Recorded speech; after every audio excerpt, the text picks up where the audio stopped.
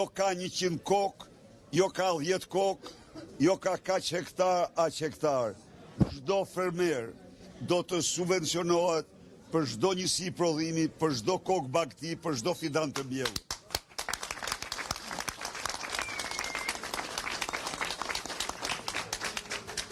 Do ketë kredi të buta, 80% interesa për fermerët dhe për biznesin e vogël, do të ambuloj shteti kredin, në mënyrë që të mund të zgjerojnë aktivitetet e tyre.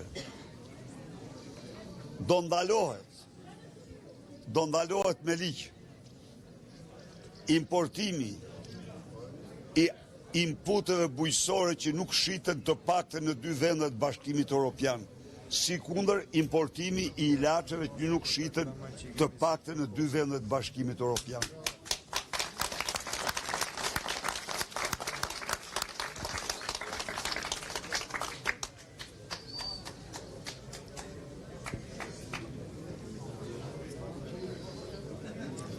Të dashur miq, një nga problemet më të mëdha që përballen sot shqiptarët është shtetësia. Statistika e fundit zyrtare e Institutit të Statistikave tregon se në Shqipëri aktualisht shpenzohen nga xhepi i qytetarëve për kujdes shtetësor 820 milion euro. A e di sa ishin këto? Këto janë 2 herë më shumë se për bukën. Pra në qoftë se buka shpenzimin e ka vjetor 220 euro për person, ilaçet e kanë 400 euro për person. Dhe kjo imagjinoni se gjysma ose më shumë se gjysma s'ka nevojë për to. Do më thënë, ata që kanë nevojë, ata paguajnë qimet e kokës ose mbeten pa mjekim. Imagjinoni tani pensionistët, se si mund të përballojnë këto marrën e këtyre ilaçeve këta me atë pension që s'del as për kafshatën. Faktikisht, shqiptarët në një mënyrë ose një tjetër, ose duhet të ndihmoj dikush për të përballuar mjekimin, ose mbeten pa mjekim. Çfarë premtojmë ne? Ne premtojmë, hajde patjetër se të ishte bëj kryevepër.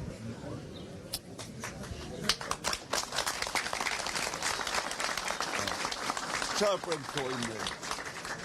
Ne premtojmë së pari, asnjë ilaç në Shqipëri nuk do shitet që nuk shitet në 2 vende anëtare të Bashkimit Evropian. Pra, do të jenë të sigurta, jo ilaçet skaduara. Nuk do ketë me ilaçet skaduara në farmacitë tona. Së dyti, lista e rubrikës italiane për rimbursim. Çfarë do thotë kjo? Atë listë ilaçesh që Italia ja u rimburson, ja u paguan qytetarëve të vet, do e paguaj Shqipëria për qytetarët e saj. Pse kjo?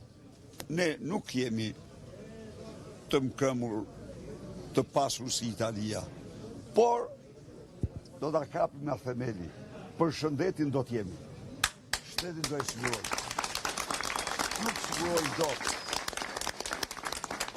Shumë gjëra tjera, po këto gjërat bazë do i sigurojmë.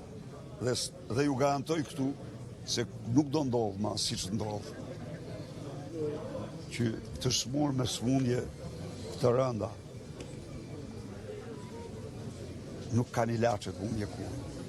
Dhe faktikisht mbeten në mshirën e smundjes, sepse nuk gjejnë ilaçet. Dhe Edi Rama thot, ky është krim kundër njerëzimit.